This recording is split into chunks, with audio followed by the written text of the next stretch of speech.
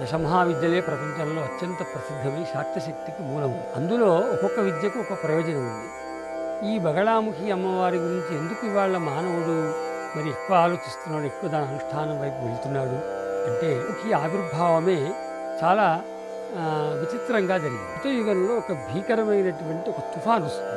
ఆ తుఫాను వచ్చి ఈ చతుర్దశ భువనాలు 14 లోకాలు అల్లకల్లోలం అవుతుంటాయి. దేవతలంతా విష్ణుమూర్తి దగ్గరికి వెళ్ళి, ఎందుకంటే బ్రహ్మ సృష్టికర్త, లయకారకుడు శివుడు, స్థితిని రక్షించేవాడు విష్ణువు, బంగారం అంటే ఎవరి ఉద్యోగానికి భంగం ఏర్పడితే వాడు బాధ్యుడు కాబట్టి విష్ణు దగ్గరికి వెళ్ళారు.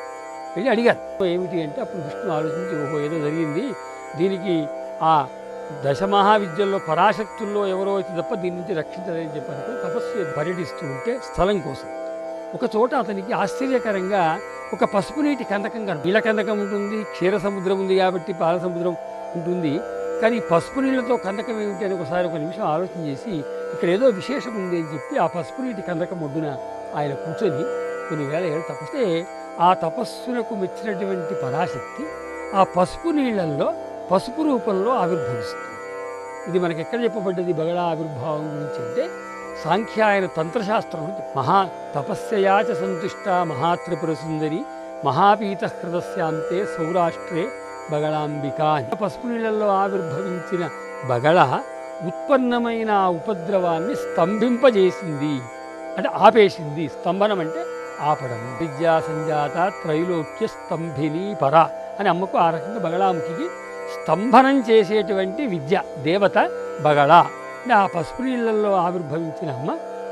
అందుకే ఆ అమ్మవారికి మిగతా అమ్మవార్లకి మనం కుంకుమార్చనలు ఉంటాయి, ఈ అమ్మ మాత్రం పీతాంబ. పీతం అంటే పసుపు. బా పీత పుష్పాచ పీతవస్త్ర ప్రియా శుభ పీత గంధప్రియా రామ పీత రత్నార్చిత శివ అని సర్వము పసుపు. పసుపు నీళ్ళలో పుట్టింది కాబట్టి అమ్మకు పసుపు బట్టలు, పసుపు ఆభరణములు, పసుపు గంధములు, ఆ పసుపు పుష్పములు, పసుపుతోనే అర్చన. ఈ సంప్రదాయం అయితే ఏమిటి అసలు ఈ బగళా ఎందుకు ఆ రకంగా ఉత్పన్నమై స్తంభింపజేస్తుంది? ఊరికే కథ చెప్తే ప్రయోజనం లేదు. కథ యొక్క ప్రయోజనం అర్థమైతే తప్ప, ఇంతకుముందు చెప్పినట్టు విషయం తెలిస్తే తప్ప మనిషి మనకు ముందుకు రా.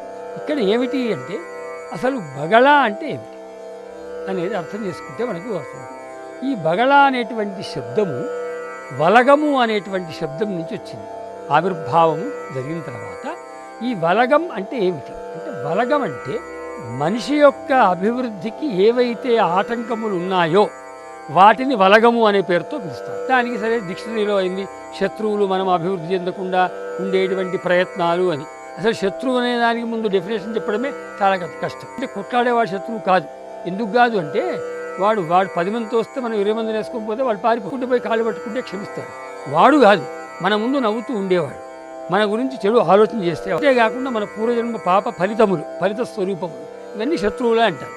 వీటి వల్ల ఏవైతే మనకు ప్రతిబంధకాలు ఏర్పడవు, బాలారిష్టాలు, విద్య రాకుండా ఉండేటి, కొంతమంది పిల్లలకు చదువు రాదు, కొంతమంది ఇలాంటివన్నీ ఉంటాయి. ఇవన్నీ కూడా ఈ వలగము అనే పేరుతో చెప్పు. శత్రు మానవుని అభివృద్ధిలో ఆటంకములు వలగములు అంటారు. ఏమిటి ఆటంకములు అవుతాయి? ఇవన్నీ ఆటంకములే అవుతాయి.